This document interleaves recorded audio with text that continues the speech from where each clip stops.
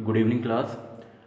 आज मैं आपको एक एकाधिकार अल्पकाल में कहाँ अपनी कीमत निर्धारण करता है उसे मैं मार्जिनल रेवेन्यू और एवरेज रेवेन्यू के बल पर समझाऊंगा। इससे पूर्व मैं आपको total cost and total revenue के बारे में भी समझा चुका हूँ, कहाँ पे मोनोपोलिस्ट अपनी साम्य बिंदु उत्पन्न करता है और कहाँ पे किस तरीके से कीमत निर्धारण करता है।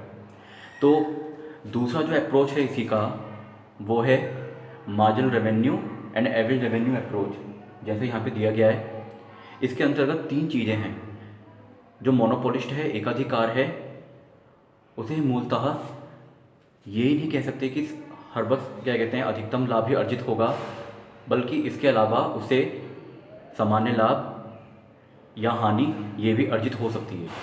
तो वो उन दशाओं में किस तरीके से कीमत का निर्धारण करेगा उसे यहाँ पे चित्रण द्वारा प्रस्तुत किया गया है। इसे अब यहाँ पे समझ सकते हैं।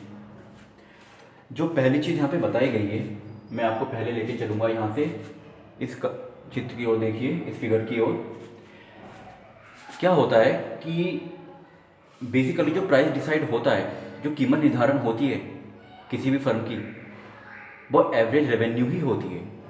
और कभी भी एवरेज रेवेन्यू अगर एवरेज कॉस्ट से ज़्यादा होगी तो वहाँ पे प्रॉफिट होगा ही होगा।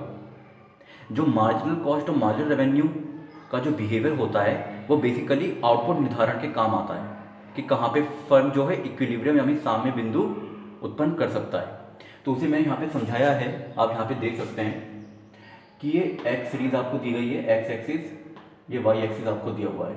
ठीक है, यहाँ पे जो O and level of output आपको जो दिया हुआ है, इस पर जो ई बिंदु है ये क्या है, इक्विलिब्रियम पॉइंट है। यानी इक्विलिब्रियम पॉइंट वहाँ पे हो गया जहाँ मार्जिनल कॉस्ट और मार्जिनल रेवेन्यू ये दोनों एक दूसरे को यहाँ पे क्या करती हैं, काटती हैं। क्योंकि मोनोपोलिस्ट जो होता है उसकी टेंडेंसी होती है कि average revenue and marginal revenue always falls down. ठीक है, ये इसलिए होता है क्योंकि यहाँ पे ये अपनी डिमांड और सप्लाई को आउटपुट के अकॉर्डिंग क्या कर सकता है, एडजस्ट कर सकता है। कहीं भी इसे कम करना हो, ज़्यादा करना हो, सब किसके हाथ में होता है, मोनोपोलिस्ट के। अब यहाँ पे ये ई बिंदु अर्जित करता है, लेकिन इसके लिए यहाँ पे इसे काम करना होगा कि ये जो E2 बिंदु है, ठीक है, ये E1 बिंदु जो यहाँ पे काट रहा है, यहीं पे एवरेज कॉस्ट कर्व भी काट रही है, और जो एवरेज रेवेन्यू कर्व है वो ऊपर E2 बिंदु पे काट रहा है। तो इसका मतलब ये हो गया कि E2 बिंदु जो है वो एवरेज रेवेन्यू कर्व को शो कर रही है और E1 पॉइंट जो है वो किसको शो कर रहा है, एवरेज कॉस्ट को। तो इट मीन्स कि जो एवरेज रेवेन्यू कर्व जो ऐसे जा रहा है वो इस E1 यानी एवरेज कॉस्ट कर्व से ऊपर है, ज़्यादा है। It means average revenue curve is greater than average cost curve. तो यहाँ पे इसे प्रॉफिट होगा। तो इसी हिसाब से यहाँ पे क्या हो गया कि ये जो उत्पादन करता है ये यहाँ पे E2N जो ये दिखाई दे रहा है, E2N प्राइस डिसाइड करेगा, क्योंकि E2N इसे कीमत रखनी होगी, क्योंकि E1N तो इसका जो एवरेज कॉस्ट है उतनी लागत तो इसकी न्यूनतम आ ही रही है। तो मुनाफा कमाने के लिए औसत से ऊपर क्या होनी चाहिए, मतलब लागत से ऊपर क्या होनी चाहिए, आपका प्राइस होना चाहिए, तभी तो आपको प्रॉफिट होगा। तो यहाँ पे इसका मतलब ON आउटपुट पर E1N जो इसकी ये लागत है और E2N जो इसकी कीमत है, ये है ना P1, इस P से ऊपर बल्कि, ठीक है, ये P1 लेवल पे यहाँ पे आ रहा है, E2N इतना प्राइस यहाँ पे इसे रखना पड़ेगा। तो इसको क्या होगा, यहाँ पे मुनाफा होगा, प्रॉफिट होगा। तो ये जो आपको जितना रीजन दिखाई दे रहा है, यानी P1 P2 E1 जो रेक्टेंगुलर फॉर्म में दिखा रखा है, ये अधिकतम प्रॉफिट अर्ज करने का क्या है, एक शेड है। ठीक है, इस रीजन में से अधिक क्या हो रहा है, मैक्सिमम प्रॉफिट यहाँ पे अचीव हो रहा है। सही है, तो ये चीज़ यहाँ पे शो की गई है। और दूसरी साइड आइए, ये कंडीशन जो यहाँ पे बनाई गई है, यहाँ पे भी एवरेज रेवेन्यू और मार्जिनल रेवेन्यू उसी शेप से बना हुआ है जैसे उनकी नेचर होती है, टेंडेंसी होती है। लेकिन यहाँ पे आप देख सकते हैं कि ON लेवल का जो डिमांड और सप्लाई है, क्योंकि इसका जो आउटपुट है वो इसकी डिमांड और सप्लाई होती है, क्योंकि मोनोपोली इसे कंट्रोल कर सकता है और प्राइस को भी। सही है, तो ON डिमांड पर ये E1N प्राइस रखेगा, लेकिन E1 प्राइस पे ही एवरेज कॉस्ट कर्व भी से काट रहा है और एवरेज रेवेन्यू कर्व भी से यहाँ पे काट रहा है। Means average revenue and average cost curve cut each other at point E1। तो इट मीन्स एवरेज कॉस्ट और एवरेज रेवेन्यू कर्व दोनों क्या है, बराबर है। तो इट मीन्स यही इसका प्राइस हो गया, average cost equal to average revenue, और जो एवरेज रेवेन्यू कर्व होता है वही क्या होता है, प्राइस होता है। तो average cost average revenue curve दोनों एक ही पॉइंट पर कोइंसाइड कर रहे हैं, टच कर रहे हैं, यहाँ पे आप देख सकते हैं E1 पे। तो यानी here no profit and no loss, ये जो है ये साम्य बिंदु कहलाता है। इसी साम्य बिंदु पर आपको मुनाफा भी तभी होगा क्योंकि ये मार्जिनल रेवेन्यू और मार्जिनल कॉस्ट कर्व जहाँ पे कट कर रहे हैं आपके, वही साम्य बिंदु कहलाता है। लेकिन यहाँ से काम नहीं चलता है क्योंकि तो आउटपुट निर्धारण के काम आ रहा है। आपको अपनी कीमत रखनी है कि कीमत कहाँ पे हमें रखनी चाहिए, तो कीमत तो आपको E1N पे ही रखी जाएगी जहाँ पे एवरेज कॉस्ट और एवरेज रेवेन्यू का कट कर रहे हैं, और यहाँ पे आपको कोई मुनाफा भी नहीं है और कोई हानि भी नहीं है, no profit and no loss.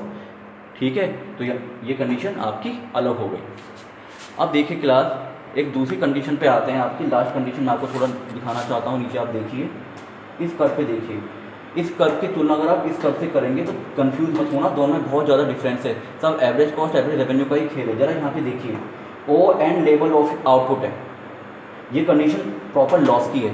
यहाँ पे मैंने डिमांड नहीं लिखी है क्योंकि मार्केट में डिमांड नहीं है तो सप्लाई नहीं है, लेकिन तब भी मोनोपोलिस्ट को अपना क्या करना है, आउटपुट इतना रखना है और उसी चीज़ देखनी है कि कहाँ पे वो अपनी औसत लागत पा सकता है, जिससे कि अगर उसकी डिमांड नहीं भी है तब भी वो कम से कम क्या कहते हैं, अपने फर्म को बंद नहीं करे, अपना प्रोडक्शन शट नहीं करे।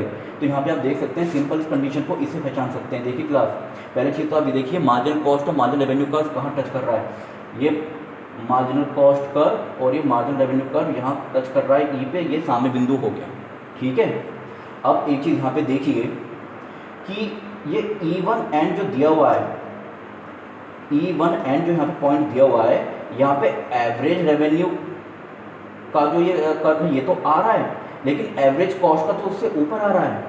तो इट मीन्स एवरेज कॉस्ट जो है वो इस एवरेज रेवेन्यू कर्व से बहुत ज़्यादा है। आप समझे बात को, यानी NE2 is more than NE1। तो इट मीन्स NE2 यानी average cost more than NE1 यानी प्राइस यानी एवरेज रेवेन्यू, क्योंकि ये जो E पॉइंट पे यहाँ पे आ रहा है ये क्या है आपका एवरेज रेवेन्यू। कॉस्ट जो है NE2 आपके एवरेज कॉस्ट वो एवरेज रेवेन्यू से ज़्यादा है, यानी लागत क्या कहते हैं आगम से ज़्यादा हो रही है। तो इसका मतलब कि ये जो शेडेड रीजन आपको दिखाई दे रहा है इतना, ये क्या हो रहा है आपका लॉस। यहाँ पे क्या हो रहा है, इसको प्रोड्यूसर को मोनोपोलिस्ट को लॉस हो रहा है। अब बात आती है कि लॉस होने की टेंडेंसी में अपना प्रोडक्शन बढ़ाना मतलब चालू रखना चाहिए, बंद करना चाहिए, तो उसके लिए जानना जरूरी होता है एवरेज वेरिएबल कॉस्ट के बेसिस पे। जहाँ कहीं भी अगर average cost average variable cost के नीचे चली जाती है तो वो शटडाउन पॉइंट होता है, वहाँ पे उसे अपना प्रोडक्शन बंद कर देना चाहिए। जैसे कि आप यहाँ पे देख सकते हैं, ये एक कर्व और जा रहा है ABC यानी एवरेज वेरिएबल कॉस्ट यानी औसत परिवर्तनशील लागत। ये जो कर्व है आपका, यहाँ पे क्या है एवरेज रेवेन्यू कर्व जो है E1 वो है तो इससे ऊपर, क्योंकि ये एवरेज वेरिएबल कॉस्ट कर्व जो है यहाँ पे टच कर रहा है, ये यहाँ पे कट कर रहा है। यहाँ पे किसको, एवरेज रेवेन्यू कर्व को अगर आप देखेंगे यहाँ पे टच कर रहा है। एवरेज रेवेन्यू कर्व जो है वो आपका सिंपल बात है E1N है, लेकिन जो एवरेज वेरिएबल कॉस्ट आपका कर्व यहाँ पे आ रहा है वो क्या हो गया E3N हो गया, NE3 हो गया। तो NE1 यानी एवरेज रेवेन्यू अभी भी आपका NE3 यानी कि एवरेज वेरिएबल कॉस्ट से थोड़ा ज़्यादा है, बल्कि आपका मान के चलते हैं कि ये NE1 जो है आपके एवरेज रेवेन्यू कर्व वो NE2 यानी जो औसत कर्व है उससे कम है, लेकिन तब भी वो एवरेज वेरिएबल कॉस्ट से ऊपर है। तो यहाँ पे अपना प्रोडक्शन ये कैरी कर सकता है बिकॉज उसका average revenue curve is greater than average variable cost. और एवरेज वेरिएबल कॉस्ट भी जो यहाँ पे शो हो रही है आपकी, यहाँ पे शो हो रही है, तो यहाँ पे भी कम से कम उसकी जो प्राइस है कम से कम E1 लेवल पे है और एवरेज वेरिएबल कॉस्ट आपकी उसके नीचे काट रही है। तो उसका मतलब कि वो अपना प्रोडक्शन यहाँ पे इतना चालू रख सकता है, भले ही उसे औसत आगम की प्राप्ति नहीं हो रही है, लेकिन तब भी उसका औसत आगम का जो कर्व है वो औसत परिवर्तनशील लागत से अधिक है थोड़ा, तो वहाँ पे अपना प्रोडक्शन कर सकता है, भले उसे लॉस हो रहा हो। Thank you.